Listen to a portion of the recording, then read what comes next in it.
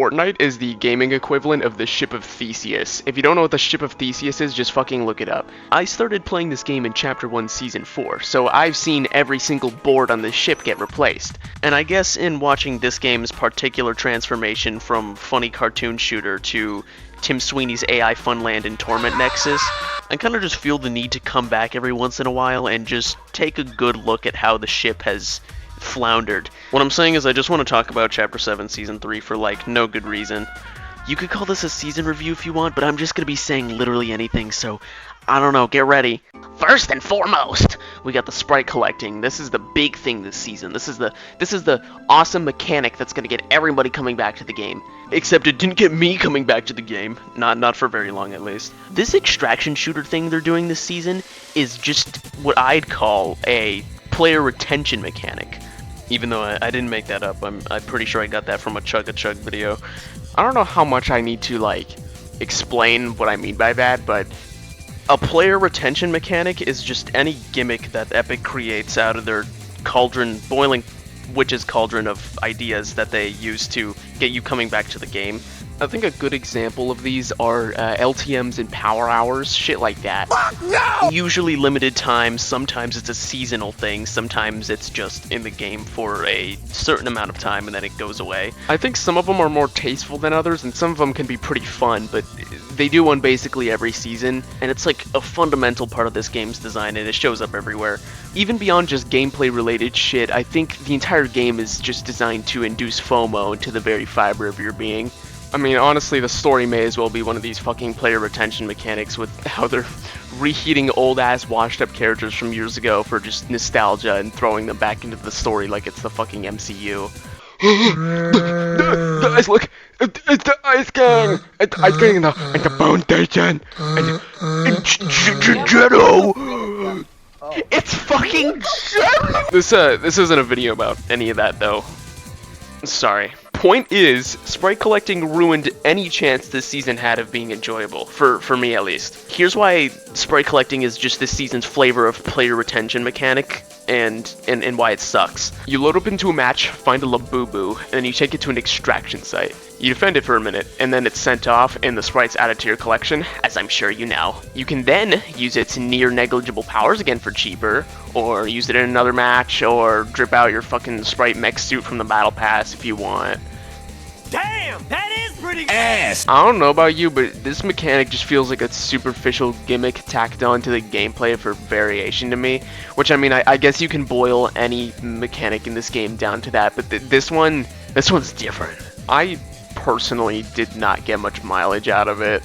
Their benefits during matches were just boons, but more complicated, and the extractions themselves just got old fast. I mean, I've definitely enjoyed my fair share of features that briefly curtail the regular gameplay loop. For example, I love the Mothership minigames from Chapter 2 Season 7. This one is just so fucking repetitive though. And what makes it even worse is that Battle Royale matches are always infested with bots, which I swear has made like 99% of my sprite extractions pitifully easy with like no fucking opposition in sight. I just stand there and wait for the sprite to leave my inventory. Sorry, let me actually get to where the player retention comes in.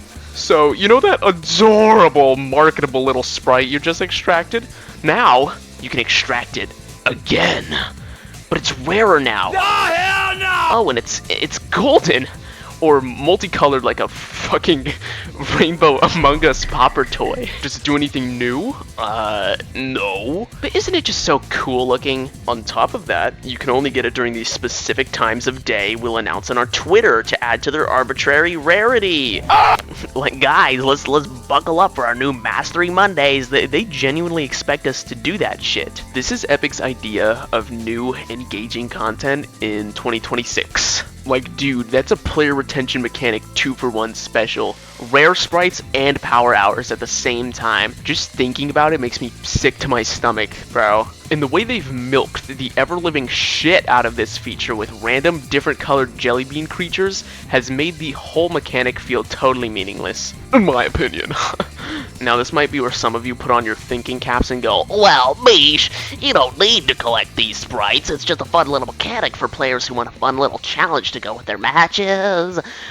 And that's where we get to my real gripe with it. This whole sprite thing is also Epic's crutch to avoid adding anything meaningful to the game this season. That and the new map they added mid-chapter seems to have stun-locked Epic from even considering updating the island itself. I've missed nothing by quitting this season of Battle Royale and de facto quitting the whole game in general after its first week, because nothing was added. And look, if you find sprite collecting fun, have your fun, collect your fucking John Wick sprite, whatever.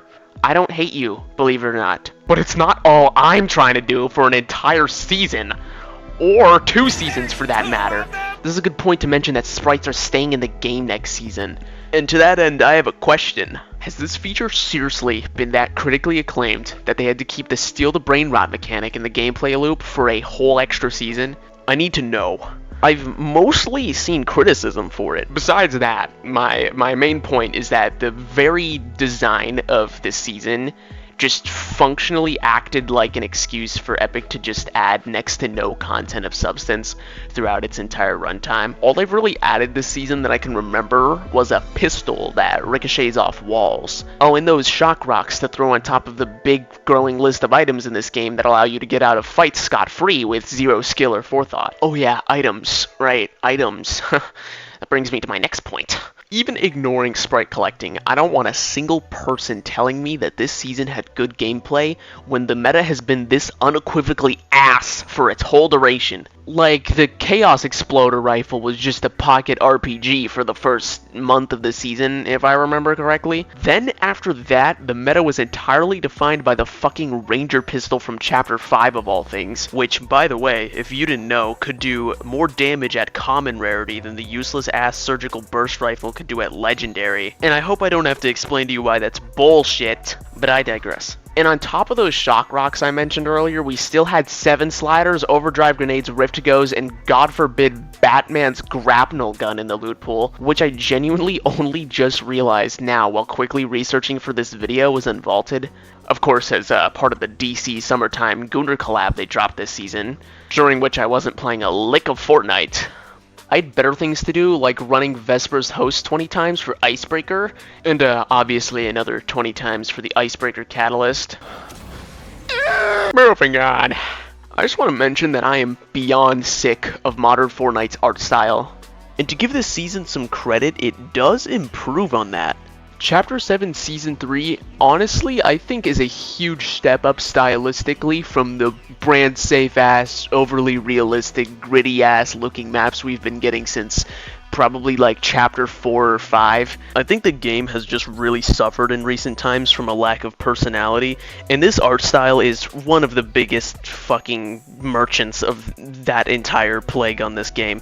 This season's map has a lot of weird oddities on it that are just fun to look at, and its biomes are somewhat creative, I think.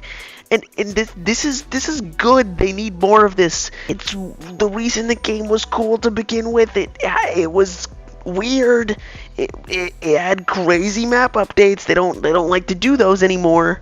But even then, I honestly have gotten to this point in my time playing this game where such a subtle change in art direction is not gonna cut it for me, because like I've seen this game change so much, and I know that they're capable of a lot more than this. I think the Fortnite developers need to stop dancing around statements about how they're gonna bring back the wonk to Fortnite's art style and actually do it. Maybe then I'll feel even a shred of the whimsy that I felt while playing this game during its first 3 chapters, which I played a whole lot more than I do now, because that was back when Fortnite had a shred of soul in it, and a somewhat immersive world. I think it had some personality, even if the lore was hit or miss. Before the developers get to that, though, I think they might have some more pressing issues to sort through.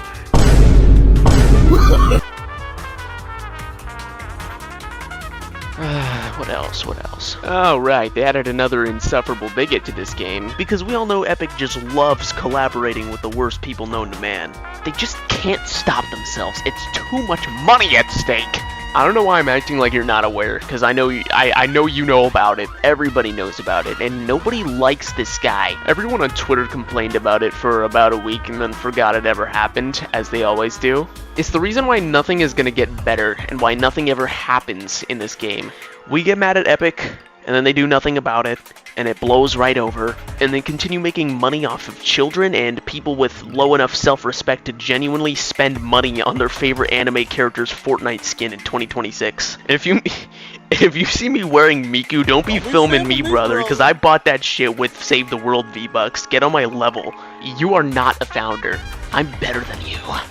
Anyways, I'm aware this has all been barely constructive and all over the place, but I really don't care.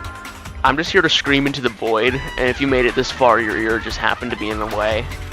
Though, if you want me to make some more organized and sophisticated think pieces on this game in the future, I'm definitely open to it, but I hardly play the game anymore, and doing videos on Fortnite at all, let alone commentary videos or video essays or whatever you want to call them, it's kind of unprecedented for me. Oh, and one more thing. I am not going to be playing or reviewing the stupid Reddit chud My Life is Like a Video Game ass override season. So, you guys have fun. I'll see y'all in Chapter 8.